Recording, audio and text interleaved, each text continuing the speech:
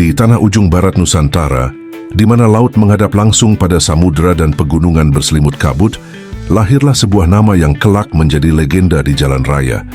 Nama itu adalah Perusahaan Motor Transport Ondernemer Hasan, sebuah nama yang panjang, berat, dan syarat makna sejarah.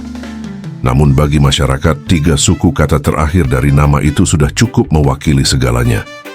Inilah fakta unik tentang perusahaan Pemto. Di Aceh, orang menyebut seorang saudagar sebagai toke, seseorang yang berani memutar modal, menanggung risiko, dan menjaga nama baik dalam setiap perniagaan. Toke Hasan adalah salah satu di antara mereka.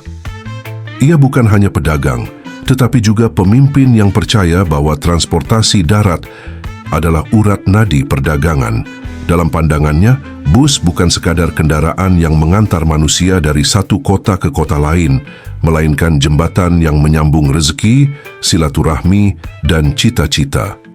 Perusahaan yang ia bangun, Perusahaan Motor Transport Ondernemer Hasan, tidak sekadar mencari keuntungan.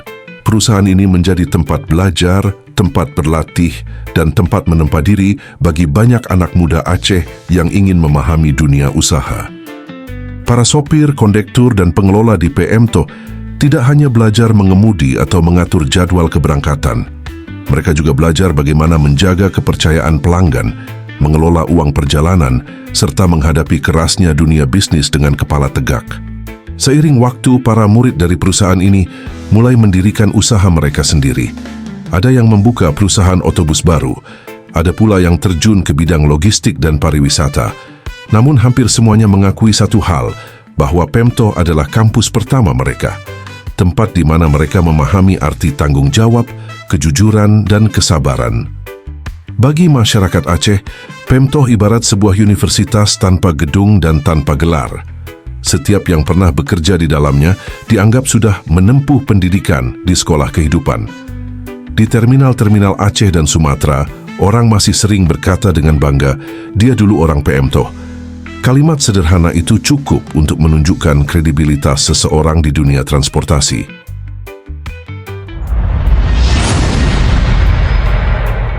Ketika kebanyakan perusahaan bus hanya berani beroperasi dalam satu wilayah provinsi, Pemto menantang batas peta. Dari ujung utara Pulau Sumatera, mereka menembus selatan, menyeberangi laut, dan terus melaju sampai ke Tanah Jawa.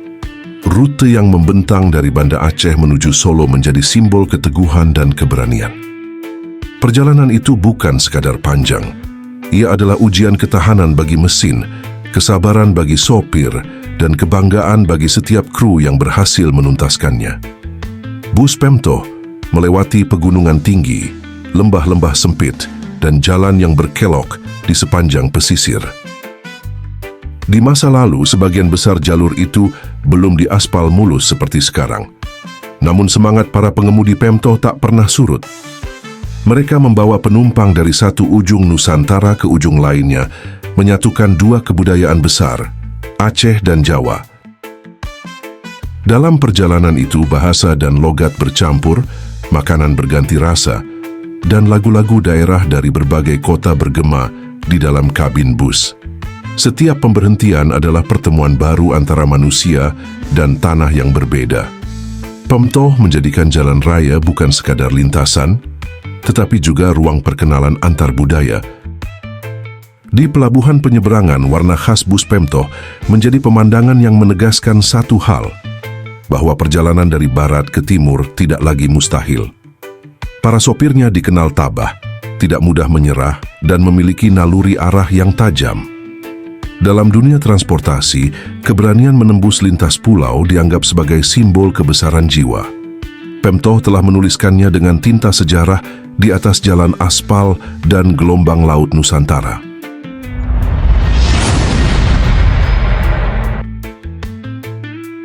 Nama panjang perusahaan ini, Perusahaan Motor Transport Ondernemer Hasan, mengandung keunikan yang jarang disadari banyak orang. Kata ondernemer berasal dari bahasa Belanda, yang berarti pengusaha. Pemilihan kata ini bukan kebetulan. Pada masa berdirinya, pengaruh kolonial masih terasa kuat di dunia usaha dan pemerintahan. Menggunakan istilah asing dianggap mencerminkan profesionalitas dan kemajuan berpikir. Namun yang menarik, kata itu kemudian berpadu dengan nama Hasan, sebuah nama yang sangat Aceh, sangat lokal, dan sangat manusiawi. Maka lahirlah sebuah perpaduan identitas yang unik, Belanda dan Aceh dalam satu baris nama. Bahkan bila diterjemahkan secara bebas, nama itu berarti perusahaan transportasi milik pengusaha Hasan. Di balik kesederhanaan maknanya, terdapat filosofi besar bahwa usaha ini bukan sekadar bisnis, melainkan manifestasi dari kerja keras seorang anak daerah yang ingin membawa peradaban baru bagi rakyatnya. Lebih dalam lagi, istilah ondernemer juga bersenyawa dengan kata toke dalam bahasa Aceh. Keduanya memiliki arti yang sama, pengusaha. Maka dalam satu nama, terkandung dua bahasa dengan makna identik, satu dari luar, satu dari dalam. Simbol yang menggambarkan bahwa PM Tioh adalah pertemuan antara dunia lama dan dunia baru, antara nilai lokal dan semangat modernitas. Bagi masyarakat Aceh, menyebut nama PM Tioh bukan hanya menyebut perusahaan, tetapi menyebut semangat berdikari.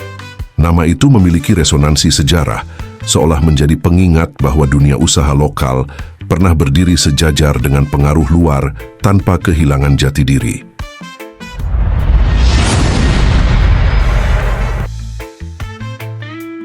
Perjalanan waktu tak pernah mudah bagi sebuah perusahaan transportasi. Banyak nama besar lahir, tumbuh, lalu hilang dari peredaran. Namun PM Tioh tetap bertahan, menembus berbagai dekade dan krisis yang datang silih berganti. Dari era jalanan yang masih berdebu hingga masa ketika jalan raya berlapis aspal hitam menghubungkan kota ke kota, bus-bus PM Tioh terus melaju. Ketika harga bahan bakar melonjak, mereka berhemat tanpa menurunkan kualitas layanan.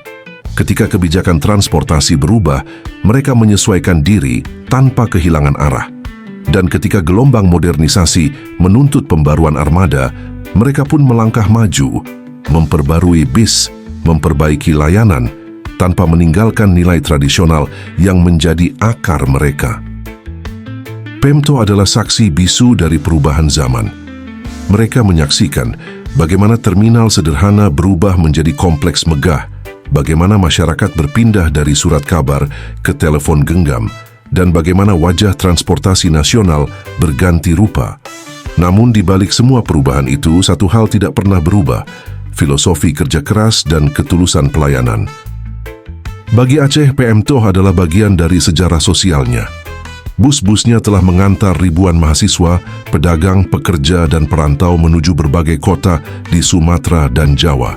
Setiap kilometer perjalanan menyimpan kisah tentang keluarga yang berpisah dan bersatu kembali, tentang impian yang dikejar, dan tentang kerinduan yang dibawa pulang. Itulah sebabnya, meskipun banyak perusahaan baru bermunculan dengan fasilitas lebih modern, nama PM Tioh tetap memiliki tempat istimewa di hati orang Aceh.